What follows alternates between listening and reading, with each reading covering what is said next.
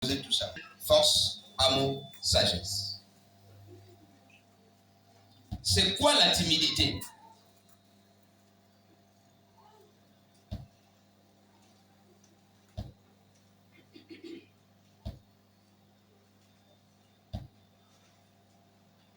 C'est quoi la timidité? Quelqu'un a-t-il une idée? La timidité? Qui manque de courage. Qui manque d'audace. C'est quelqu'un qui n'est pas audacieux, qui n'est pas courageux. Alléluia. Amen. Timidité, donc, c'est manque d'audace et de vigueur dans l'action ou la pensée. Manque d'audace ou de vigueur dans l'action ou la pensée. C'est-à-dire, quand tu agis faiblement, tu agis mollement, il n'y a pas de vigueur. Et quand tu penses faiblement. Quelqu'un avait dit, lorsque tu veux obtenir l'étoile, pense à la lune. Au moins le jour où tu rates la lune, tu peux tomber sur une étoile. Ça veut dire qu'il faut penser grand. Le jour où ce qui est grand t'échappe, mais même une petite chose, tu peux l'avoir. Mais si tu penses petit, tu es déjà mort. Alléluia. Amen. Donc, même dans la pensée, il faut avoir l'audace. Il faut avoir la vigueur. La timidité, c'est aussi le comportement qui manque d'aisance et d'assurance. C'est ça la timidité. Tu n'es pas à l'aise, tu n'as aucune assurance dans ce que tu fais. C'est-à-dire que tu as un comportement qui manque d'assurance. Et ça, c'est de la timidité. C'est le caractère de celui qui est lâche. La timidité, c'est le caractère de celui qui est lâche.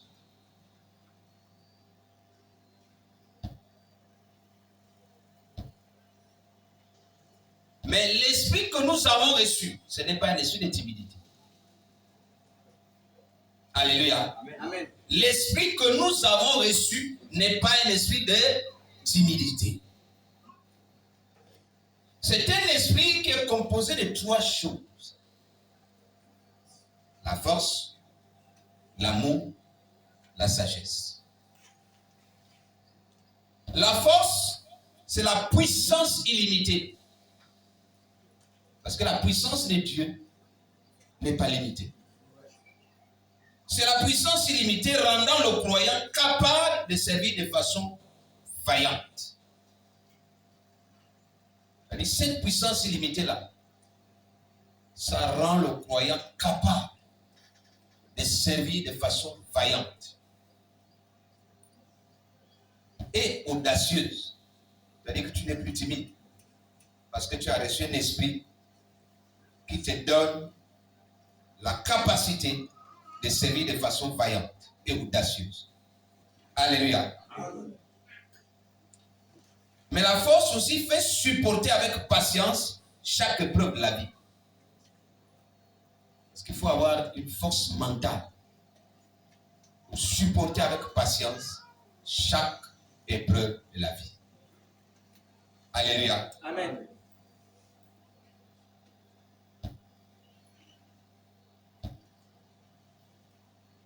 La force nous donne aussi la capacité de supporter avec patience chaque épreuve de la vie, au point même de donner sa propre vie, au point de mourir pour une cause juste, pour une cause claire. Alléluia. Amen.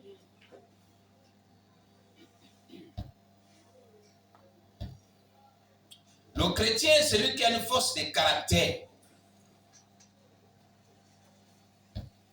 Alléluia. Et non un esprit de lâcheté. Le chrétien est celui qui a une force de caractère et non un esprit de lâcheté. Le chrétien, c'est quelqu'un qu'on peut dire, dans 2 jours, tu vas obtenir un avion. Il s'assoit, il attend, parce qu'il a appris dans le livre de Psaume qu'il est écrit, assieds-toi là jusqu'à ce que je fasse de tes ennemis ton marchepied. Amen. C'est-à-dire qu'on lui a appris la patience. Il s'assoit, il attend. Mais celui qui n'est pas chrétien, il dit dans 2 jours, l'avion, alors qu'il y a quelqu'un d'autre qui me promet aujourd'hui même. Si vous voyez la différence. Amen. Celui qui est chrétien, qui a reçu un esprit de force, lui, il va patienter. Mais l'autre qui est un esprit du monde, donc un esprit de faiblesse, lui ne patiente pas. Il dit, aujourd'hui, là, je prends ce qu'on me donne aujourd'hui. Alléluia. Amen. Mais en tant ce qu'on te donne aujourd'hui, c'est un échange de quelque chose. Ce n'est pas gratuit. Alléluia. Amen. Ce n'est pas gratuit, c'est un échange de quelque chose. Donc, nous avons reçu un esprit de force. Mais nous avons aussi reçu un esprit d'amour. Alléluia. Amen. L'amour que nous avons pour Dieu bannit la crainte, bannit la peur. Alléluia. Amen. L'amour que nous avons pour Dieu éloigne de nous la crainte, la peur, et nous permet de nous consacrer au service de Christ. C'est l'amour que nous avons pour Dieu qui nous permet de nous consacrer au service de Christ. Alléluia. Amen. Sans broncher, sans murmurer, sans calcul et sans intérêt. On est consacré au service de Christ sans broncher, sans murmurer, sans calculer et sans intérêt. Parce que nous avons l'amour pour Dieu. Alléluia. Amen. Sans amour, nous ne pouvons pas être agréables à Dieu. Nous ne pouvons pas lui être utiles. Nous serons là dans l'église, nous allons faire le nombre parce qu'on a besoin de la statistique. Dans l'église, on a besoin parfois de la statistique. On veut compter, nous étions à combien aujourd'hui? Quand on dit on était à 150, c'est bon, c'est une grande église. Mais en réalité, dans l'esprit, on n'est pas là. On est venu seulement faire le nombre. Mais quand on a l'amour pour Dieu, on ne bronche pas. On ne murmure pas. On ne calcule pas. On n'attend pas un intérêt particulier. Alléluia. Amen. Mais sachant que Dieu nous a donné 10 commandements, dans les 10 commandements, il a dit, le plus grand de tous les commandements là, c'est l'amour. Et il a encore ajouté, je voulais dire un peu comme les autres, il est écrit, alléluia. Amen. Il est écrit dans votre Bible, peut-être pas dans la mienne, mais dans la vôtre. Vous savez que de tous les commandements, le plus grand, c'est l'amour. Et il est écrit, ne devez rien à personne si ce n'est l'amour. La seule dette qu'on doit avoir vis-à-vis de quelqu'un, c'est l'amour. Et donc l'amour pour notre prochain nous donne la capacité de nous accepter et de supporter toutes sortes de persécutions. Je ne peux pas supporter que quelqu'un me persécute si je n'ai pas l'amour pour lui. Tout de suite au niveau, on se lève, on va commencer à jouer un petit jeu. Vrai ou faux? Ah oui, parce que nous aussi, on connaît encore les jeux là. Hein? C'est pas parce qu'on prêche. On peut dire, bon, écoute, mon ami, on commence à se déboutonner, on dit, bon, on va commencer à jouer un petit jeu. Si on n'a pas l'amour pour l'autre, on ne peut pas supporter. Alléluia. Amen. Mais c'est l'amour qu'on a vis-à-vis de l'autre qui nous fait supporter toutes sortes de persécutions. Ton pasteur peut te persécuter. Ton frère en Christ peut te persécuter. Amen. Ta soeur en Christ peut te persécuter. Amen. Tout le monde peut te persécuter. Amen. Mais l'amour que tu as te fait supporter. Amen. Alléluia. Amen. L'amour que tu as pour le monde, ça te fait supporter. Amen. L'amour que tu as pour ton travail, ça te fait supporter. On te persécute au travail. Tu as déjà dit, ah, là-bas, je n'irai plus là-bas, on me regarde, on me toise. J'ai entendu ça une fois. Et dans l'église, là, on me toise. Mais quand tu toises dans le monde, tu as déjà dit, je n'irai plus dans le monde. Quand tu toises au travail, tu as déjà dit, je n'irai plus au travail parce qu'on me toise. Pourquoi c'est seulement à l'église qu'on dit, je n'irai plus là-bas parce qu'on me toise?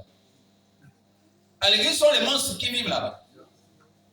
Les mêmes hommes qui te toisent au travail sont les mêmes hommes qui sont à l'église. Alléluia. Amen. Oh, je n'irai plus à l'église. L'église là, on toise les gens. L'église là, on regarde les gens de haut. L'église là, on fait ceci. Tu n'es pas converti. Amen. Amen. Vérité. Tu n'es pas encore converti. Dieu nous a donné l'esprit de sagesse. Je suis en train de décortiquer votre texte de base. Amen. Dieu nous a donné l'esprit de sagesse.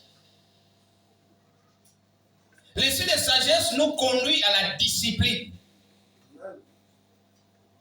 L'esprit de sagesse nous conduit à la discipline, à la maîtrise de soi et au discernement. C'est parce qu'on est sage, qu'on est discipliné, qu'on sait de se maîtriser et qu'on discerne les choses. On ne dit pas n'importe quoi. Quand on a écouté quelque chose, on discerne d'abord. On lit entre les lignes. Il y a une ligne, il y a deux lignes, il y a trois lignes. Bon, entre les trois lignes, au milieu là où il y a les temps morts là, qu'est-ce qui se passe? On discerne d'abord. Hein? Partir d'une ligne à une autre, il y a un temps mort. Il y a un espace vide. Alléluia. Mais l'espace vide là, il faut chercher à savoir qu'est-ce qu'il y a dedans. Quand vous allez, prenez vos Bibles papier. Quand vous allez de l'Ancien Testament au Nouveau Testament, il y a une page vide. Oh, je croyais que j'avais déjà dit quelque chose à quelqu'un. Ton amen me dérange. Amen. Amen. Alléluia. Amen. Lorsque vous partez de l'Ancien Testament au Nouveau Testament, il y a une page vide. Qu'est-ce qui se passe? Il faut avoir l'esprit de sagesse pour discerner. Alléluia. Amen. L'esprit de sagesse nous conduit à la discipline, à la maîtrise de soi et au discernement. Le chrétien doit donc être discret et éviter d'agir en toutes choses avec précipitation. Le chrétien doit être discret. La discrétion. Et éviter d'agir en toutes choses avec précipitation.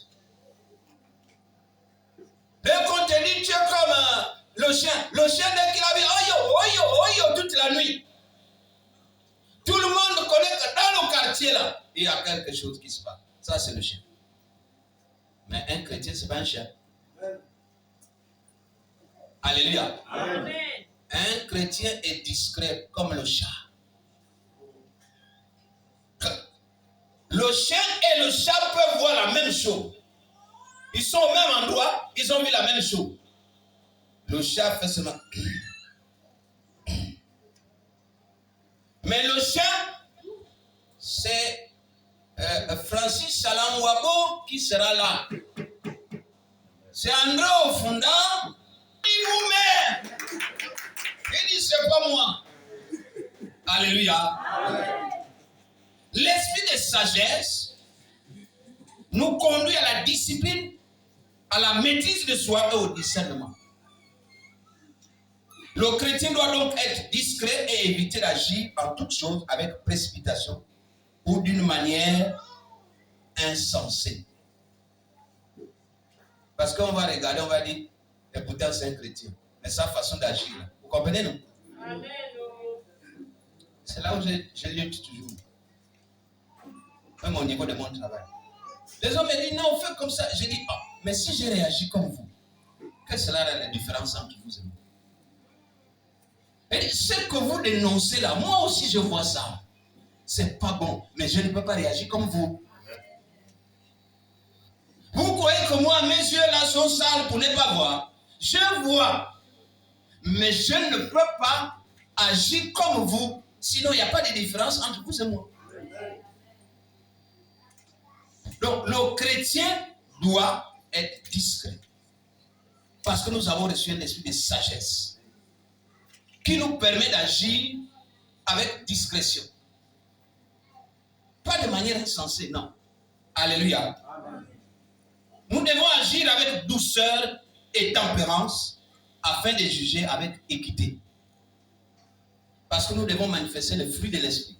La douceur, la tempérance, la bénignité, la bonté, ainsi de suite. Alléluia. Amen. Nous devons agir avec douceur et tempérance. Afin de juger avec équité chaque situation qui se présente à nous. Parce qu'il y aura des situations. Et il y en a eu. Et il y en aura encore. Alléluia. Amen.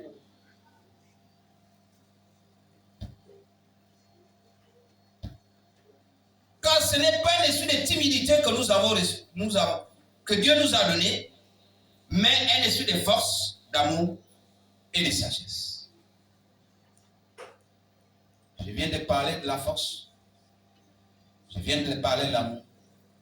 Je viens de parler de la sagesse. En fait, que c'est qu'une femme de destinée?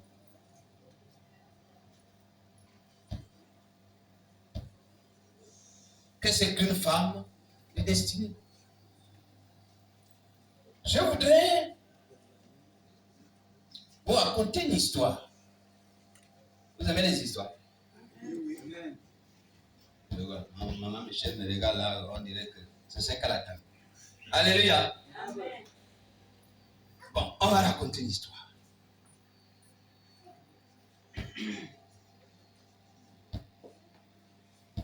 Il y avait une petite fille. En fait, plusieurs petites filles.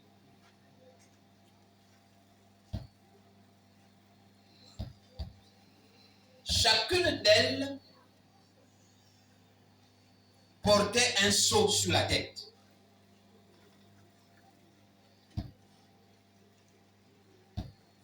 Suivez bien, parce que mon message va s'appuyer là-dessus. Chacune d'elles portait un seau sur la tête. Et ça marchait. Mais la petite fille là, dont j'ai envie de vous parler, était avec les autres. Elle aussi, elle marche.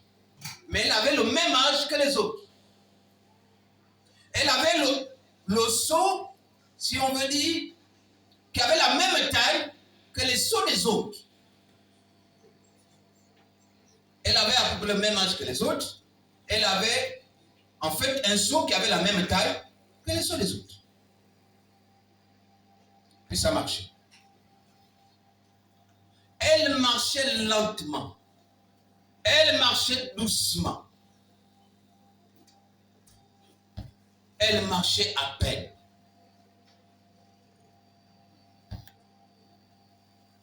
Et puis, les autres étaient déjà loin.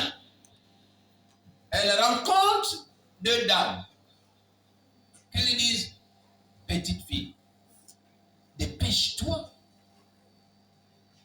Pourquoi tu marches comme ça? Les autres sont déjà loin. Vous avez les mêmes seaux. Marche, rattrape les autres. Elle n'a rien dit. Elle est restée imperturbable. Elle marchait douce. Les autres étaient déjà loin. Les gens criaient de partout. Mais va vite! On l'engueulait. Va vite, mais rattrape les autres. Elle ne se préoccupait pas de ce que les gens disaient. Elle marchait royalement. Elle va rencontrer un papa qui dit, petite fille, toi là, le son que tu as là, c'est le même son que les autres ont. Va vite, rattrape les autres. On va te laisser, marche.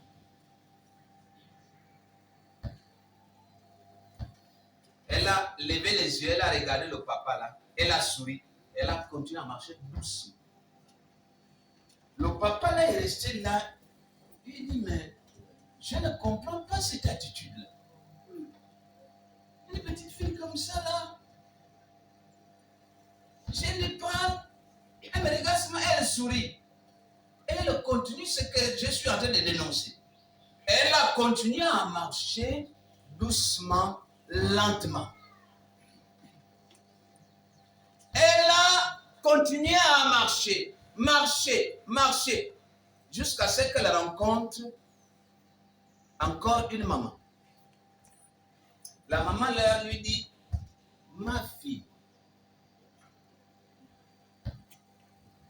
est-ce que le sol là pèse au point que tu marches comme ça? Ça pèse beaucoup. Tu ne peux pas aller un peu plus vite. La femme là lui a parlé avec beaucoup de calme, beaucoup de douceur. Vous voyez un peu? Tu ne peux pas aller plus vite. Est-ce que le sol là pèse beaucoup? C'est comme ça que l'enfant lève la tête. Elle sourit à la dame. Elle lui dit, ce que je porte là,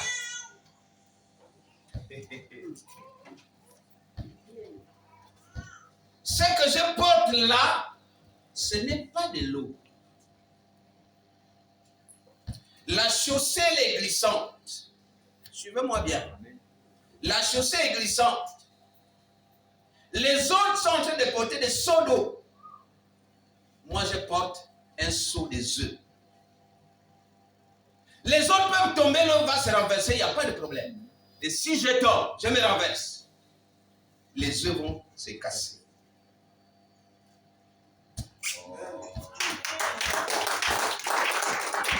Si les autres tombent, l'eau va se renverser, il n'y a pas de problème. On repartira à la rivière, on va trouver de l'eau.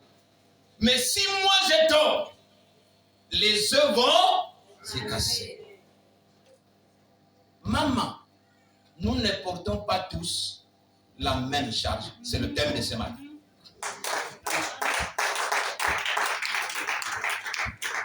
Nous ne portons pas tous la même charge. Alléluia. Amen.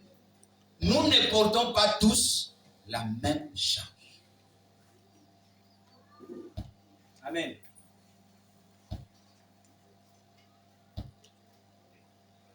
Et ils peuvent aller vite. Moi, si je vais vite, je vais tomber. Les œufs vont se casser. L'essentiel pour moi, c'est d'arriver.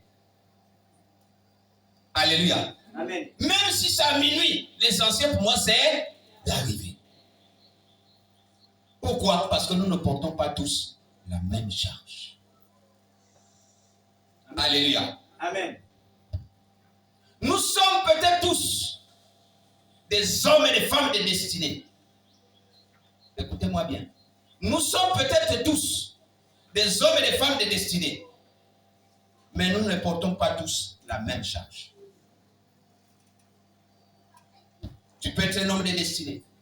Tu peux être une femme de destinée. Mais toi et moi, nous ne portons pas la même charge. Alléluia. Amen. Oui, parfois nous sentons le désir de rivaliser avec les autres. Parfois nous sentons le désir de se mesurer aux autres, tout en oubliant que nous ne portons pas tous les mêmes charges. Tout en oubliant que nous ne traversons pas tous les mêmes épreuves. Amen. Vouloir.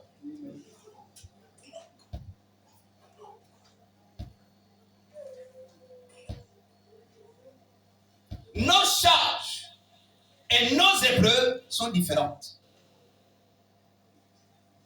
Tes problèmes ne sont pas mes problèmes. Les problèmes de cette église ne sont pas les problèmes d'une autre église. Pourquoi vouloir se comparer aux autres? Alléluia. Amen. Certains chemins sont destinés à être parcourus lentement. D'autres chemins nous permettent d'aller plus vite. Alléluia. Il y a des chemins où on doit aller suffisamment doucement. Amen. En tout cas, aujourd'hui, pour aller à Fougamou, même si tu mets 360 à l'heure, il n'y a aucun tournant.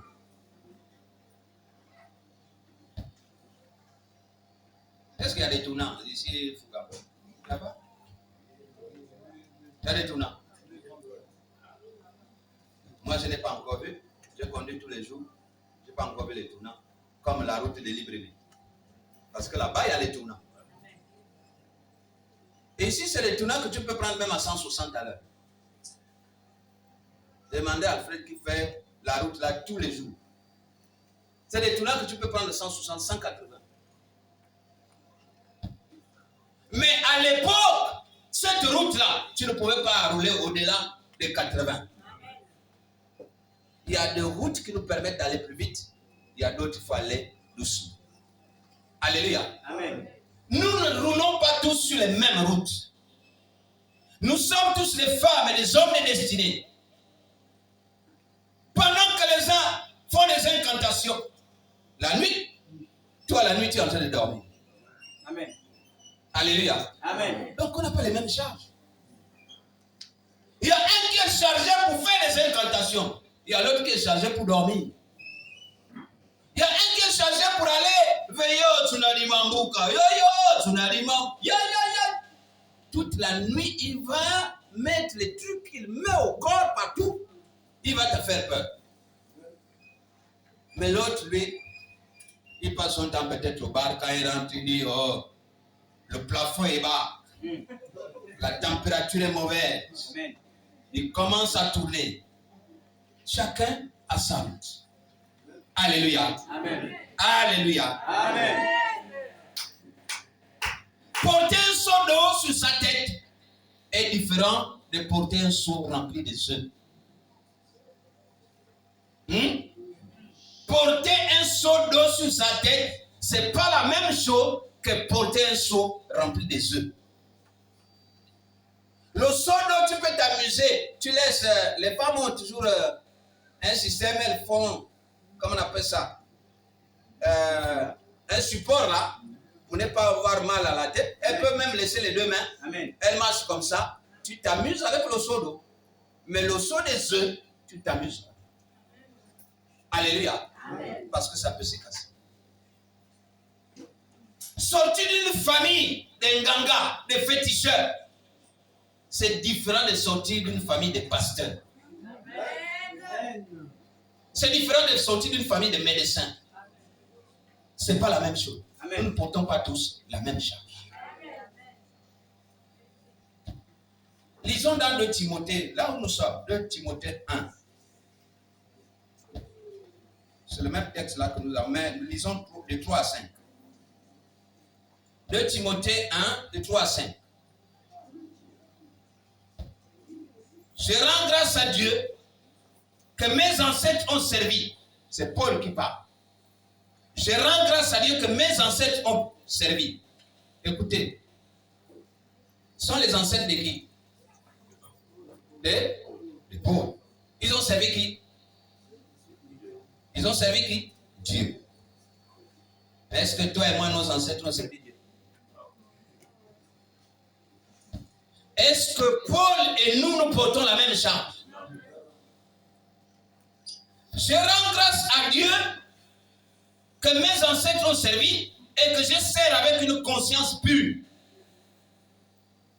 De ce que, nuit et jour, je me souviens continuellement de toi dans mes prières, me rappelant tes larmes et désirant te voir afin d'être rempli de joie. Gardant le souvenir de la foi sincère qui est en toi, qui habita d'abord dans ton aïeul, Loïs, et dans ta mère, Eunice, et qui, j'en suis persuadé, habite aussi en toi. Il s'adresse à qui? À Timothée.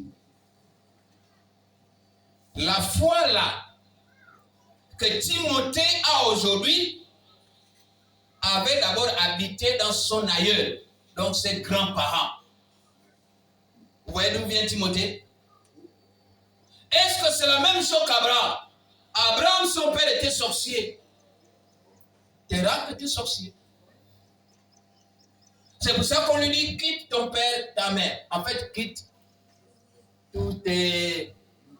Vous comprenez, non? Va dans un autre pays que je te montrerai. Quitte tous les dieux que tu as adorés là, c'est ton père et ta mère, dans ta nation, tout. Quitte ça et va dans un pays que je te montrerai. Alléluia. Amen.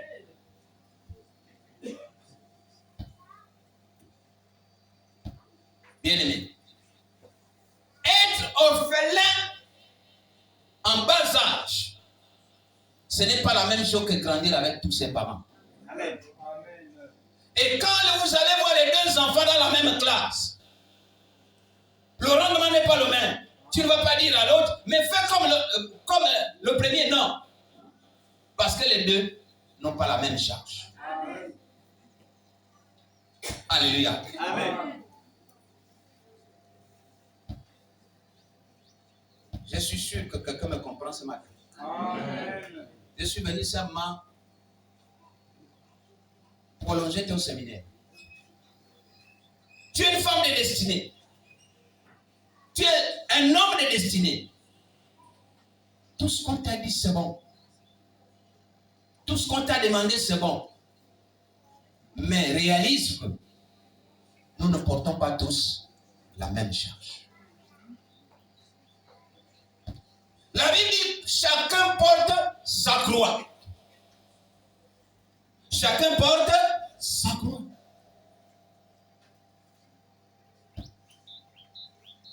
Nous avons reçu un esprit de force. Nous avons reçu un esprit de, comment on appelle ça? D'amour. Nous avons reçu un esprit de sagesse. Mais tout cela, nous n'allons pas oublier que nous ne venons pas tous des mêmes horizons. Nous sommes des hommes et des femmes de destinée. Parce que notre destinée a été écrite en lettres d'or. Amen. Alléluia. Amen. C'est Dieu qui a façonné notre destinée. Ce n'est pas un homme qui a fait ta destinée. Une femme de destinée, c'est une femme qu'on ne déstabilise pas n'importe comment. Amen. Cette fille, on ne l'a pas pu la déstabiliser. Malgré tous les commentaires, malgré tous les avertissements, elle a continué à marcher calmement. Parce qu'elle avait conscience de la charge qu'elle portait. Amen.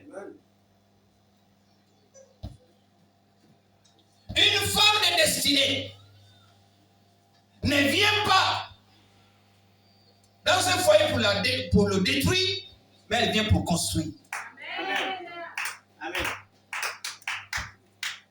On ne porte pas tous la même charge. Peut-être toi tu as une charge de destruction, mais l'autre a une charge de construction. Amen. Une femme de destinée n'est pas comme Dalila. Elle ne cherche pas à découvrir le secret de l'homme pour le détruire. Au contraire, elle cherche à valoriser son âme. Amen. Une femme de destinée ne porte pas la culotte à la maison. Ni tout brûler. C'est toi qui donnes la vision de la maison. On va faire ci, on va faire. Quand tu n'es pas d'accord, rien ne pourra se faire. Et comme on a aussi les hommes de cette destinée-là, ça suit. Moi, moi, je ne suis pas de cette destinée-là. Amen. Parce que je ne porte pas la même charge que les autres. Amen. Alléluia. Amen. Je ne porte pas la même charge que les autres. Donc, je ne suis pas de cette destinée-là. Je donne la direction, on suit. C'est comme ça. C'est ça un homme de destinée. C'est ça.